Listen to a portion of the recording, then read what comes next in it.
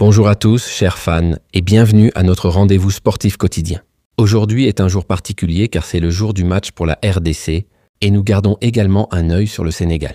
Chaque détail compte et les résultats du Sénégal pourraient jouer en notre faveur. Nous aborderons les points clés du match après, la conférence de presse des deux entraîneurs, ainsi que les commentaires de Malick Diouf, le Sénégalais sur leur rencontre avec le Soudan et son avis sur son coéquipier en club Aaron Wan-Bissaka.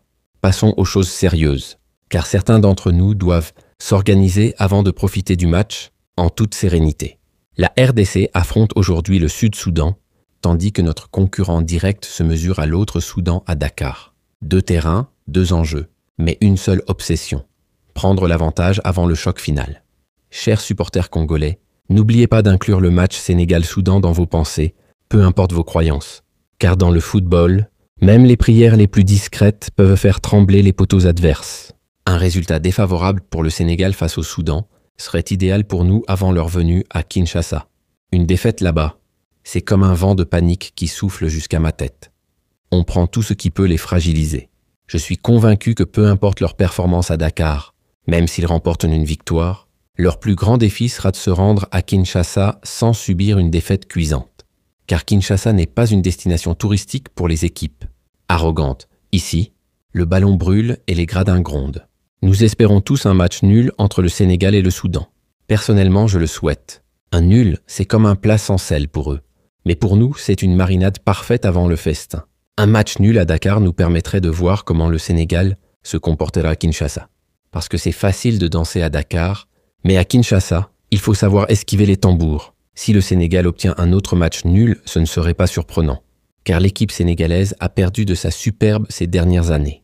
Le lion n'a plus de croc, il rugit par habitude, mais les proies ne fuient plus. Elle est actuellement en pleine transition, avec de nombreux joueurs clés, comme Koulibaly et Sadio Mané, qui perdent en performance à cause de l'âge. Le temps est un défenseur impitoyable. Il tacle sans prévenir et ne prend jamais de carton.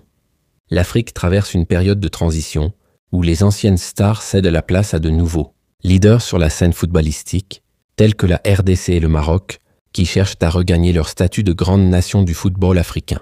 Le vieux continent du foot se réinvente, et les nouveaux chefs de village arrivent avec des crampons affûtés. Aujourd'hui, les éléments sont clairement établis. Je ne m'exprime pas pour dire n'importe quoi. Si vous prêtez vraiment attention à mes propos, vous remarquerez que mes arguments sont solides. Ce n'est pas du bavardage de bar. C'est du football géopolitique. Chaque mot est une passe décisive. Actuellement, des équipes comme le Cameroun, le Ghana et le Sénégal, autrefois des grandes puissances du football, voient leur statut remis en question. Les anciens rois sont fatigués, et les nouveaux prétendants frappent à la porte avec des bottes en or. Cependant, certains supporters, comme ceux du Cameroun et du Ghana, ont reconnu cette réalité. L'humilité est une qualité rare dans les gradins, mais elle prépare le terrain pour la renaissance. En revanche, les supporters sénégalais semblent incapables de comprendre que le passé ne peut revenir, même s'ils s'accrochent à l'idée de leur gloire passée, malgré les performances décevantes de leur équipe. Ils vivent dans un musée du football, mais les trophées ne marquent plus de buts. À présent, l'accent est mis sur le Congo et la Coupe du Monde. Nous ne laisserons pas notre place à quiconque, même si cela concerne le Sénégal. Le train congolais est lancé, et il ne s'arrêtera pas pour des passagers nostalgiques. Nous avons connu des périodes très controversées avec ceux qui dirigeaient le sport au Congo, car la RDC a toujours regorgé de talent. Le problème n'a jamais été le terrain, mais les coulisses, trop de chefs, pas assez de tactique. Cependant, ce sont les désorganisations qui ont permis aux sélections comme celle du Sénégal de s'élever au niveau continental, tout en oubliant qu'il y a eu un pays qui était autrefois une grande puissance dans le domaine du football. Quand le Congo dormait, d'autres ont dansé. Mais le réveil est brutal. Et les rôles vont s'inverser. Aujourd'hui, il est temps pour la RDC de prouver aux Sénégalais qu'un oncle reste un oncle, peu importe l'âge ou les défis du passé. L'expérience ne s'achète pas, et le respect ne se négocie pas. Kinshasa va rappeler les règles. Nous devons faire preuve de notre force. C'est un message à l'attention des Sénégalais qui semblent confiants, comme s'ils allaient affronter l'île Maurice, mais cette fois à Kinshasa. Ils pensent venir pour une promenade, mais ils vont découvrir que le bitume congolais est glissant. Si nous remportons notre match contre le Soudan du Sud et faisons match nul contre le Sénégal, cela sera considéré comme un échec pour notre équipe technique. Parce qu'à ce niveau, l'ambition ne se mesure pas en points, mais en domination. Bien que nous restions en tête du groupe, Ne pas battre le Sénégal à Kinshasa, avec un score d'au moins 2 buts, serait perçu comme un échec pour nous. La victoire doit être claire, nette et sans appel. Un message gravé dans les filets. Avec l'équipe actuelle que nous avons par rapport à celle du Sénégal, si Des Sabres ne réussit pas à gagner, il nous restera encore du travail à faire, car l'équipe nationale congolaise dispose d'un réservoir de joueurs très talentueux. Quand on a une mine d'or, on ne revient pas les poches vides. Si Des Sabres ne transforme pas ce potentiel en victoire, c'est qu'il faut revoir la carte du trésor. Même en cas de blessure ou de carton, les remplaçants sont souvent tout aussi performants. C'est cela qui nous distingue de nombreuses autres nations. Chez nous, le banc n'est pas une punition, c'est une réserve stratégique. On ne parle pas de remplaçants, mais de jokers prêts à claquer. Pour le match d'aujourd'hui contre le Soudan du Sud, les deux entraîneurs ont abordé les détails. Lors de la conférence de presse d'avant-match, Sébastien Desabre a partagé quelques mots, affirmant « Nous devons prendre les points face au Sud-Soudan. Pas de poésie, pas de détour. Desabre parle comme un général avant la bataille.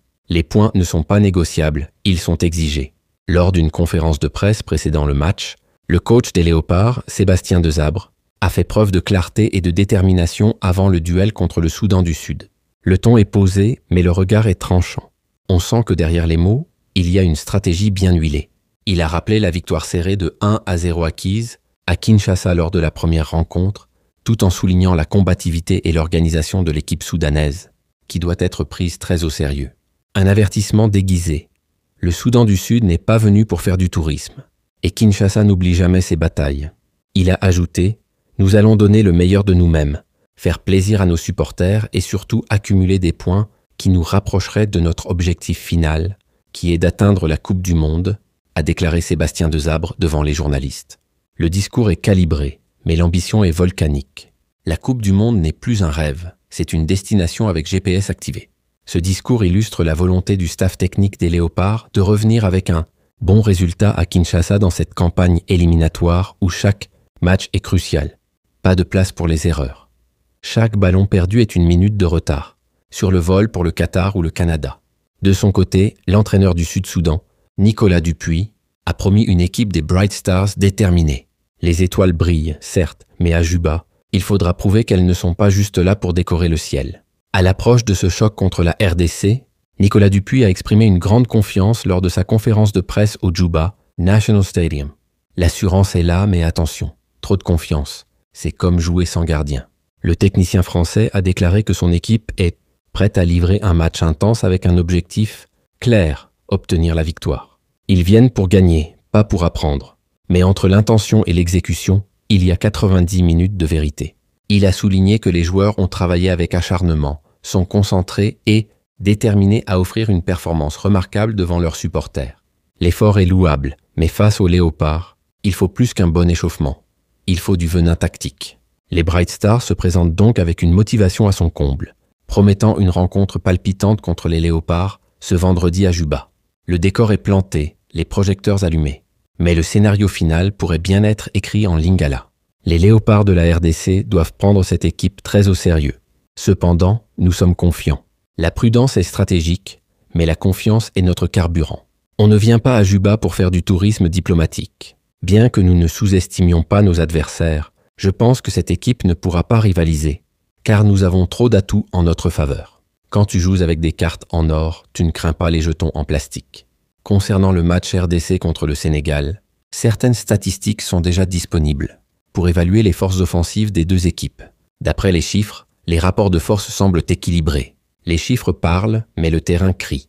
Et à Kinshasa, les statistiques prennent souvent un coup de pied dans les dents.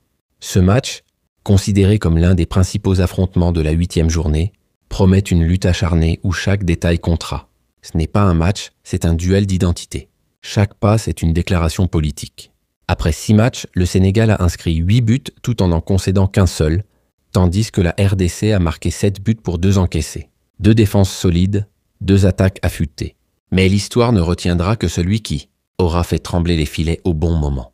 Il est crucial de souligner que les Lions de la Teranga ne disposent pas d'un grand buteur lors de ces éliminatoires. En effet, les 2 meilleurs buteurs sénégalais, Sadio Mané et Pape Matar Sarr, n'ont chacun marqué que 2 buts. Le rugissement est là, mais les griffes sont émoussées. Le Sénégal cherche encore son tueur devant les cages. De manière similaire, la République démocratique du Congo se retrouve dans une situation comparable, avec également 2 joueurs, Théo Bongonda et Fiston Mayele qui ont inscrit 2 buts.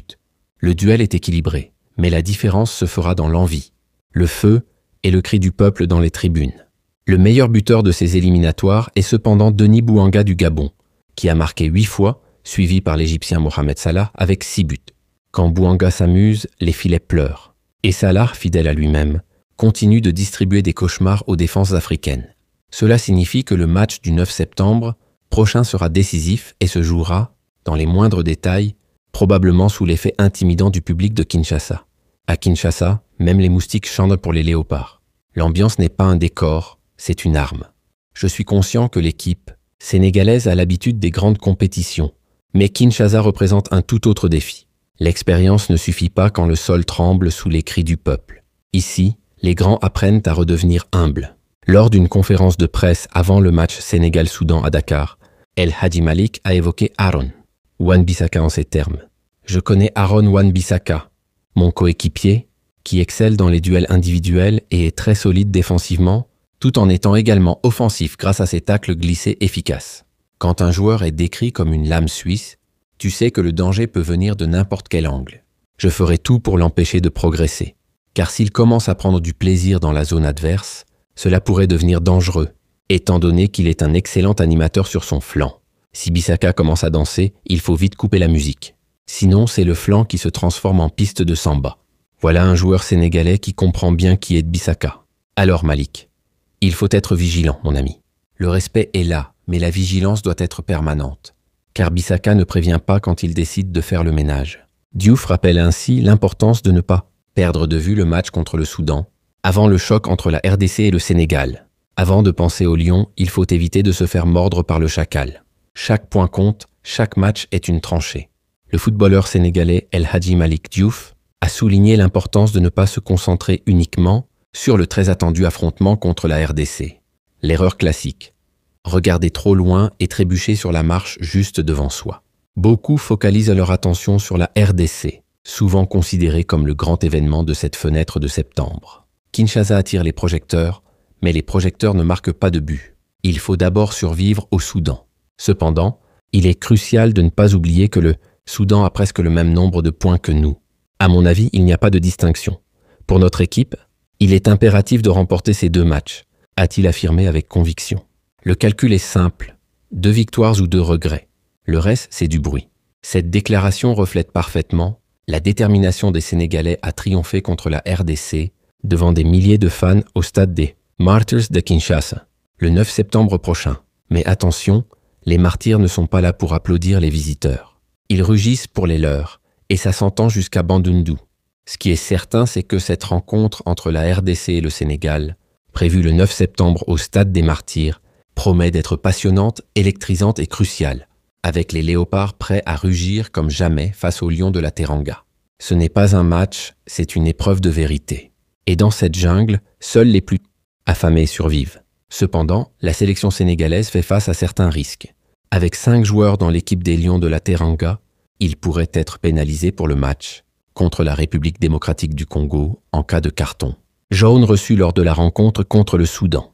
Le piège est tendu, un carton de trop, et c'est l'armure qui se fissure avant le vrai combat. Ces joueurs sont Sadio Mané, Idrissa Gana Gueye, Edouard Mendy, Moussa Niakhaté et Ismaël Jacobs. Une liste qui ressemble à une colonne vertébrale. Si elle se brise, le corps sénégalais vacille. Il est probable qu'au moins l'un d'eux soit suspendu en raison de l'importance du match contre le Soudan.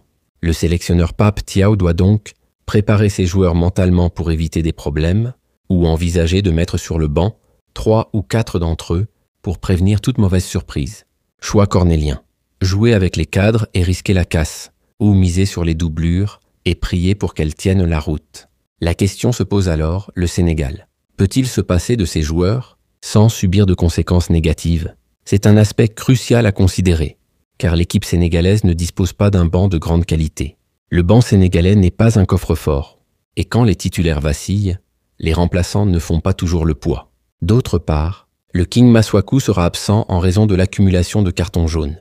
Cependant, cela ne représente pas un obstacle pour une équipe comme la RDC, où tous les joueurs peuvent prétendre à une place de titulaire. Chez nous, l'absence d'un roi ne signifie pas la chute du royaume.